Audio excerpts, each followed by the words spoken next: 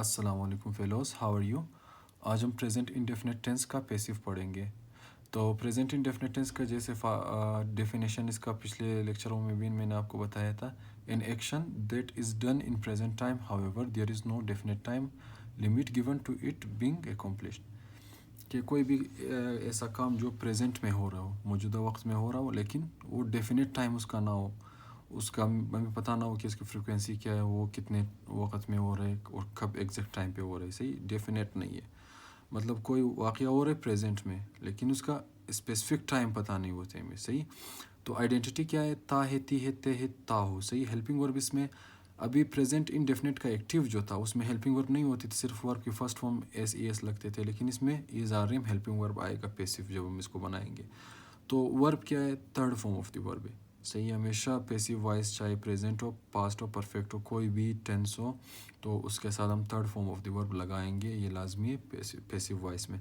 Singular subject हो is आएगा, plural subject हो आर आएगा, आई के साथ एम लगाते हैं। सही, rules of making passive voice को हम कैसे बनाते हैं, पिछले लेक्चर में भी मैंने रूल्स बताए, तभी दोबारा बताता हूँ कि जो हमारा एक्टिव वॉइस का ऑब्जेक्ट है उसको हम सब्जेक्ट बनाते हैं। ठीक है, ऑब्जेक्ट हमारा जो पैसिव वॉइस का होते हैं उसको हम सब्जेक्ट की जगह लाते हैं, उसको सब्जेक्ट बनाते हैं। फिर चेंजेस क्या आएगा कि प्रेजेंट इंडेफिनिट के हमेशा first form of the verb आती थे ना, उसके साथ डू डज हेल्पिंग वर्ब आएगा जो नेगेटिव इंट्रोगेटिव बनाते थे हम। तो जब भी ये आएगा first form of the verb do does आएगा, तो हम क्या करेंगे, इसको इज आर एम में चेंज करेंगे और वर्ब को क्या करेंगे, third form of the verb में चेंज करेंगे। सही है, जो फर्स्ट फॉर्म में, क्योंकि पैसिव वॉइस में हमेशा third form of the verb आ जाती है। सही है, डू डज को हम इज आर एम में इस्तेमाल चेंज करते हैं। तो इसके बाद जो है सब्जेक्ट जो हमारा होता है, सब्जेक्ट होता है एक्टिव का, उसको हम ऑब्जेक्ट की जगह ले जाते हैं, उसको ऑब्जेक्ट बनाते हैं।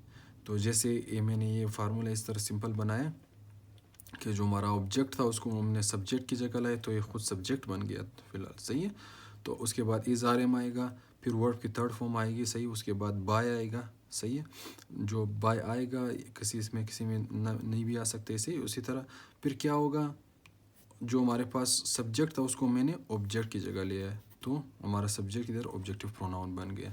तो इसका फार्मूला है। तो इसी तरह इधर देखिए, आई ब्रेक अ कप, ये एक्टिव था हमारे पास, आई ब्रेक अ कप। अब इसको मैं पैसिव में चेंज करूँगा, तो ऑब्जेक्ट को मैं सब्जेक्ट दिया अ कप, फिर उसके बाद ब्रेक मैंने कहा चेंजेस क्या आएगा, इज आएगा, इधर first form of the verb आया इसलिए मैंने इज लगाया। फिर थर्ड फॉर्म ऑफ वर्ब आएगा ब्रोकन बाय।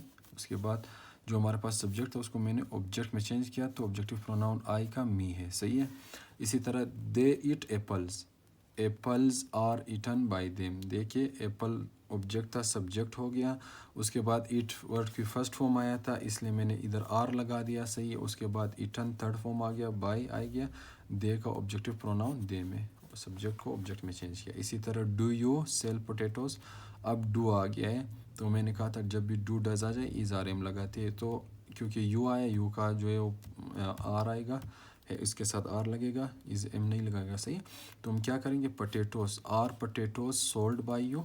सही है, she does not tell a lie does is not, क्योंकि डज मैंने कहा था डज की जगह क्या आएगा, इज आर या एम, तो इधर क्योंकि अलाई सिंगुलर है तो हमने इज लगाया, a lie is not told by her. इसी तरह अब क्या करेंगे हम, change active voice, change passive voice into active voice. अब इस पैसिव वॉइस को हम क्या करेंगे, एक्टिव वॉइस में चेंज करेंगे। तो इधर देखिए passive voice, eggs are boiled by me. सही है, तो सेम टू सेम वही फार्मूला होगा कि सब्जेक्ट को ऑब्जेक्ट, ऑब्जेक्ट को सब्जेक्ट में, फिर चेंजेस देखेंगे, उसके बाद जो है क्या करते हैं, वर्ब की थर्ड फॉर्म और बाय लगाते हैं। सही है, the eggs are boiled by him. अब देखो, ही बॉइल्स एग्स। सही हो गया, देखो ये क्योंकि हमारे पास क्या था, प्रेजेंट इंडेफिनिट का पैसिव था। सही है, तो इसलिए हमने आर को ख़त्म किया, क्योंकि एक्टिव वॉइस के प्रेजेंट इंडेफिनिट में कभी भी इज आर एम नहीं आते। तो ये बॉयल था, थर्ड फॉर्म आया था, इसमें पैसिव वॉइस है, इसलिए हमने इसको क्या किया, first form of the verb में इस्तेमाल किया, बॉयल्स लगाया। सही है, बाय नहीं आएगा एक्टिव में, तो मैंने बाय को भी काट दिया। ये जो इसको हिम था ऑब्जेक्ट था, इसको मैंने दोबारा सब्जेक्ट में लाया, सब्जेक्ट को दोबारा ऑब्जेक्ट में ले लिया, तो मैंने कहा कि ही बॉयल्स। सही, फर्स्ट फॉर्म, क्योंकि इंडेफिनेट का एक्टिव है, प्रेजेंट इंडेफिनेट एक्स। इसी तरह अ noise is made by them, a noise is made by them. अब देखो ये इधर से कट जाएगी, ये क्या आएगा, first form of the verb आएगा, सही है। उसके बाद जो इज़ प्रेजेंट इंडेफिनेट के एक्टिव में नहीं आती, ये काटेंगे। फिर मैंने क्या किया, ऑब्जेक्ट को सब्जेक्ट की जगह लेके दे आ गया, सही है। मेक आ गया, first form of the verb unwise, सही है। एस नहीं लगा क्योंकि हमारा सब्जेक्ट प्लूरल है।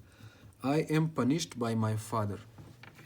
अब इसमें भी हम क्या करेंगे, बाय को काटेंगे, पनिश थर्ड फॉर्म है, इसको मैंने फर्स्ट फॉर्म में लाना है क्योंकि ये एक्टिव का प्रेजेंट इंडेफिनेट है। उसके बाद जो है ना क्या करूँगा, एम को भी काटूंगा क्योंकि हेल्पिंग वर्ब प्रेजेंट के एक्टिव में नहीं आती है, सही, प्रेजेंट इंडेफिनेट के इज़ार में नहीं आती है। तो मैं क्या करूँगा, इस माई फादर को आगे सब्जेक्ट की जगह ले जाऊँगा, तो ये क्या बनेगा, माई फादर पनिशेस। ठीक है, ये क्यों पनिशेस आएगा, क्योंकि सिंगुलर है my father punishes, I object की जगह पे मी आ गया। Is the moon seen by her, does, देखो इज़ की जगह हम जैसे डू डज की जगह जब पैसिव बनाते तो क्या लगा, इज़ आर एम लगाते, तो इधर जब एक्टिव बनेंगे दोबारा डज आएगा इज़ की जगह से। Is she see the moon, सही है। ये हर था, ये सब्जेक्ट की जगह ले जाएगी, सही है। शी हो गया, उसके बाद सीन थर्ड फॉर्म था, इसको फर्स्ट फॉर्म में लाए, सी आ गया, द मून, सही हो गया, सब्जेक्ट को ऑब्जेक्ट की जगह लिया। इसी तरह हम आगे देखते हैं, sweets are not liked by us. अब देखो ये क्या है, आर तो नहीं आएगा, आर की जगह हम क्या लगाते थे, एक्टिव सेंटेंस डू डज लगाते थे, क्योंकि अज आए ये तो प्लूरल है, इसको हम सब्जेक्ट में जब चेंज करें वी आएगा, वी डू आएगा, डज नहीं आएगा वी के साथ क्योंकि प्लूरल है।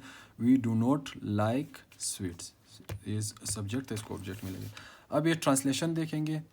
मैंने कहा था कि पैसिव वॉइस में अक्सर क्या होती है कि हमारा सब्जेक्ट अननोन होती है, सब्जेक्ट हमें मालूम नहीं होती पैसिव वॉइस में, तो सेब खाए जाते हैं।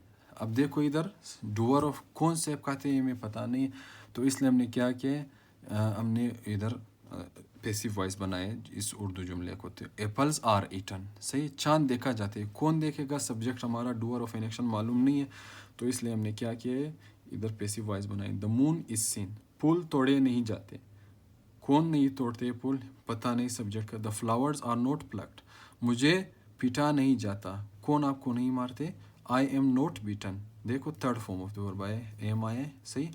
क्यों, क्योंकि ये पैसिव वॉइस है, ये था है, थी है, ते है, ये क्या है, इसकी आइडेंटिटी है उर्दू में प्रेजेंट इंडेफिनेट का, सही। क्या उसकी तस्वीर उतारी जाती है, ठीक है, कौन उसकी तस्वीर उतारती है, डूअर ऑफ एन एक्शन हमें मालूम नहीं है, इसलिए हमने क्या किया, is the picture taken down, सही है।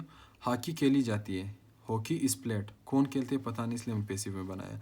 हॉकी नहीं खेली नहीं जाती है, हॉकी इज़ नॉट प्लेड। अंडे चुराए जाते हैं, एग्स आर स्टोलन, कौन चुराते हैं पता नहीं, इसलिए हम पैसिव में बनाए।